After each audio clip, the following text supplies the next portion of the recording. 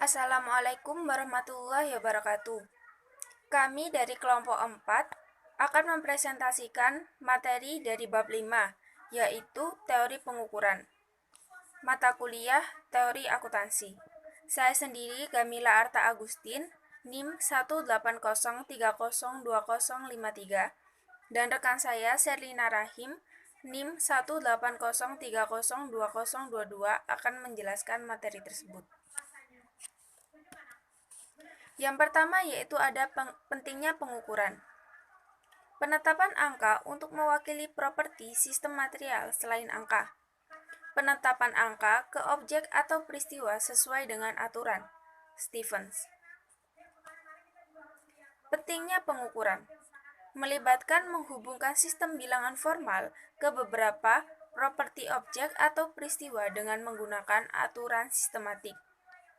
Misalnya, aturan semantik dalam akuntansi diwakili oleh transaksi. Dalam akuntansi, kami mengukur laba dengan: pertama, memberi nilai pada modal, dan kemudian menghitung laba sebagai perubahan modal selama periode tertentu. Selanjutnya yaitu timbangan. Setiap pengukuran dilakukan dalam skala, dibuat ketika aturan semantik digunakan untuk menghubungkan pernyataan matematika dengan objek atau peristiwa. Skala menunjukkan informasi apa yang diwakili oleh angka-angka tersebut. Skala nominal. Dalam skala ini, angka hanya digunakan sebagai label.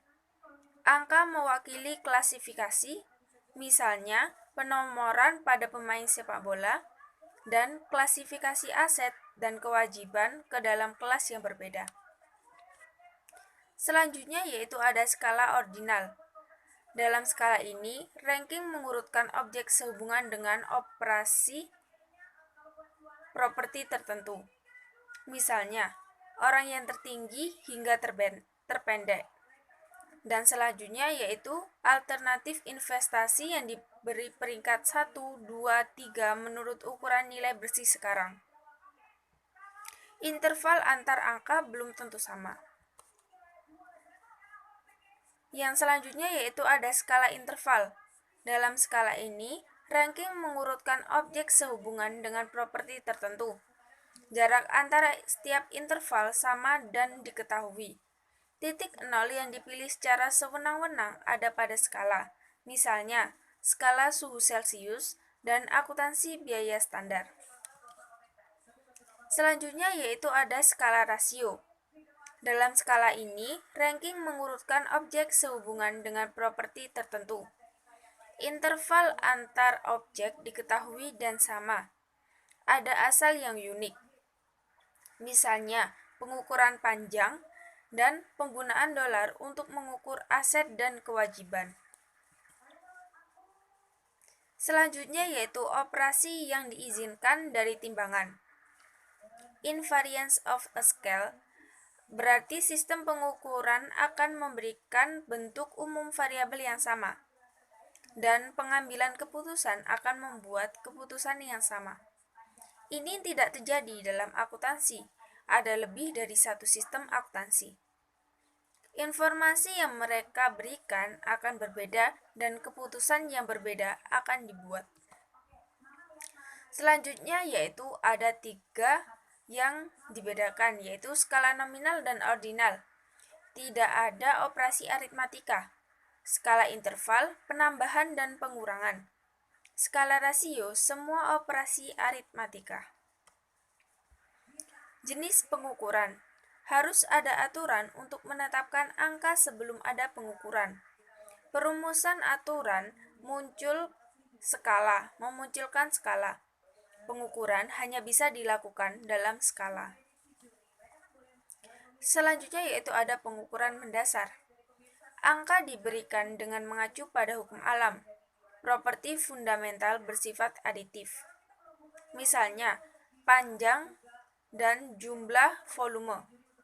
Dalam akuntansi, ada banyak perdebatan tentang sifat nilai fundamental. Selanjutnya yaitu ada pengukuran yang diturunkan.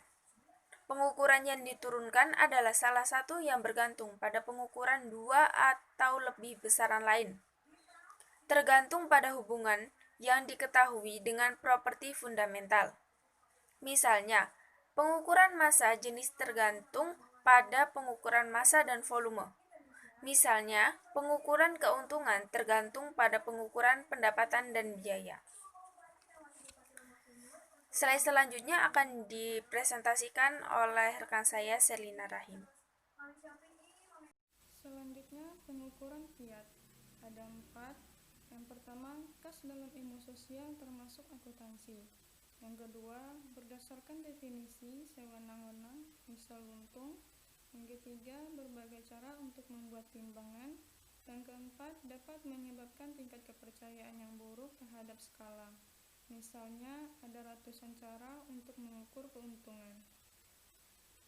Keandalan dan akurasi, yaitu tidak ada pengukuran yang bebas dari kesalahan kecuali menghitung. Misalnya, kita dapat menghitung kursi dalam sebuah ruangan dan benar-benar tepat. Sumber kesalahan, ada 6. Yang pertama, operasi pengukuran dinyatakan tidak tepat. Yang kedua, alat pengukur. Yang ketiga, instrumen. Yang keempat, lingkungan hidup. Yang kelima, atribut tidak jelas. Dan yang keenam, risiko dan ketidakpastian. Kita perlu menetapkan batasan kesalahan yang dapat diterima. Pengukuran yang andal, ada 2. Yang pertama, apa pengukuran yang andal? Yaitu konsistensi terbukti, berulang atau dapat direproduksi, dan presisi. Yang kedua, reliabilitas menggabungkan dua aspek, yaitu akurasi dan kepastian pengukuran, dan kesetiaan perwakilan. Selanjutnya, pengukuran yang akurat. Ada 6. Yang pertama, konsistensi hasil, presisi, dan reliabilitas tidak serta-merta mengarah pada akurasi. Yang kedua, akurasi berkaitan dengan seberapa dekat pengukuran dengan nilai sebenarnya dari ukuran atribut representasi. Yang ketiga, nilai sebenarnya mungkin tidak diketahui. Misalnya, dalam akurasi akuntansi berkaitan dengan gagasan pragmatis tentang kegunaan.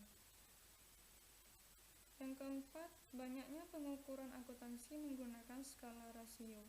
Yang kelima, ini adalah skala paling informatif.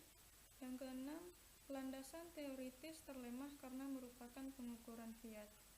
Selanjutnya, pengukuran dalam akuntansi. Ada 4. Yang pertama, 2 ukuran fundamental, yaitu modal dan keuntungan. Yang kedua, modal dan laba dapat didefinisikan dan diperoleh dengan berbagai cara. Yang ketiga, konsep modal dan laba telah berubah seiring waktu, yaitu sejumlah konsep pengukuran fundamental.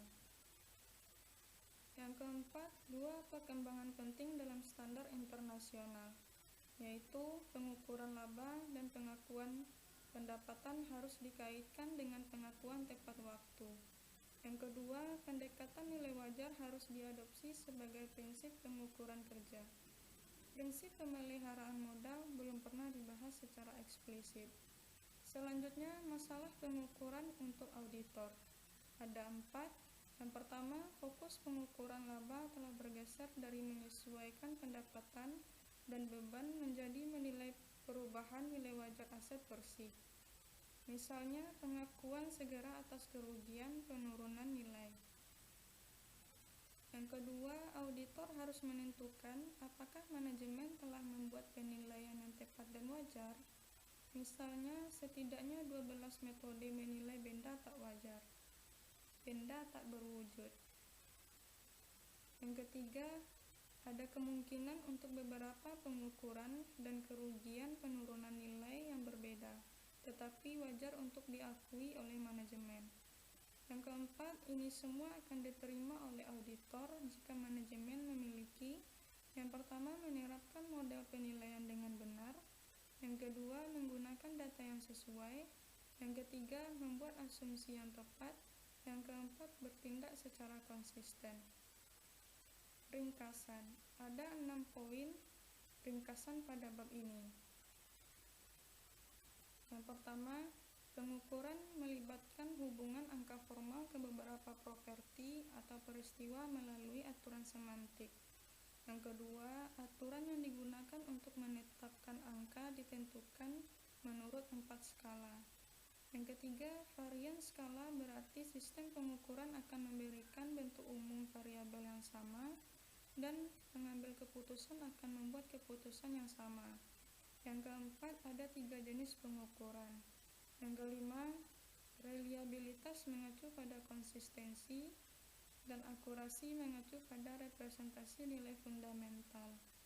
Dan yang terakhir, 2 ukuran fundamental dalam akuntansi adalah modal dan laba, dan keduanya merupakan ukuran turunan. Adanya metode penilaian alternatif menimbulkan masalah audit.